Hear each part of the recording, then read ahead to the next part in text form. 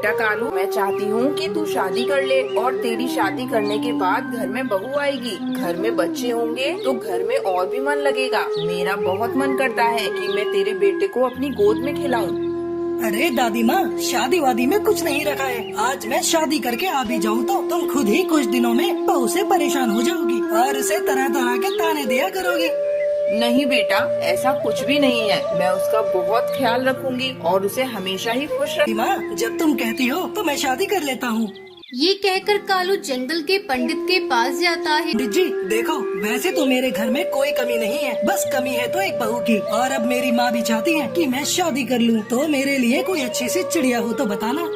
बेटा तो फिर तू देख कैसे तेरी चटमंगनी पट ब्याह करवाता हूँ।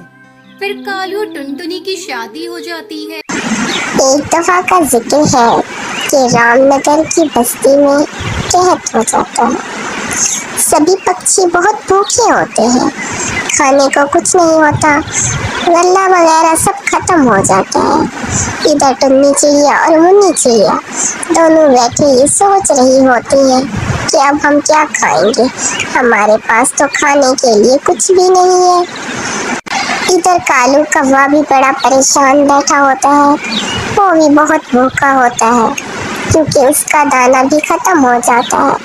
वो सोच रहा होता है कि अब मैं क्या खाऊंगा, मेरे पास तो कुछ भी नहीं है और मुझे भूख भी बहुत ज़्यादा लगती है। अब मैं क्या करूंगा, भूख से तो मेरा बुरा हाल है, मैं क्या करूं, गांव में तो हर चीज़ ही खत्म हो गई है, खाने को तो जैसे कुछ बचा ही नहीं। इधर टुन्नी चिड़िया मुन्नी चिड़िया को कहती है, मैंने पास के गांव में एक गल्ले का गोदाम देखा है, अकेले तो नहीं जा सकते।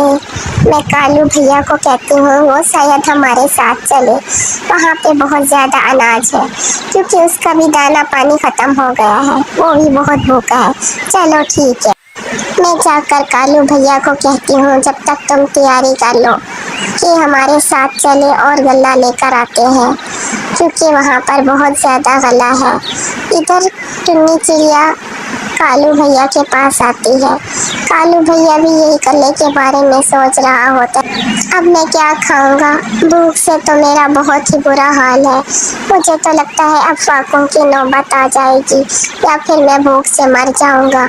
मैं तो कुछ पका भी नहीं सकता और दाना भी नहीं है कि खाऊं, अब क्या करूंगा। वो यही सोच रहा होता है कि टुन्नी चिड़िया आ जाती है। टुन्नी चिड़िया कहती है, कमे भैया तुम्हारा भी तो दाना ख़त्म हो गया है।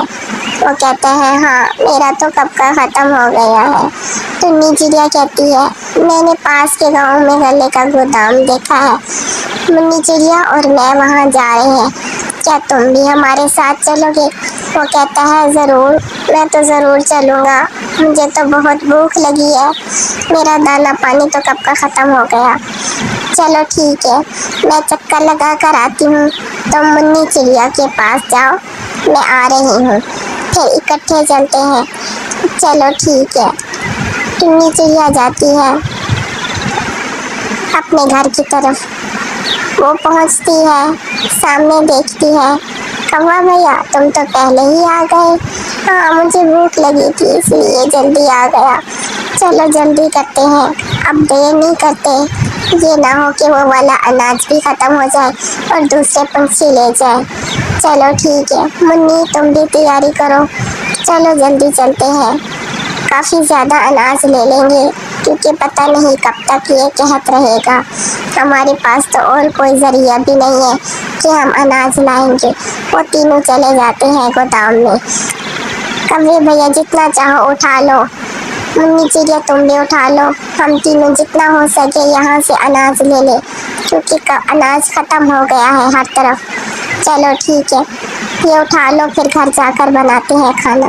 मैं अनाज पीस रही हूँ, तुम ज़रा खाने की तैयारी शुरू कर दो।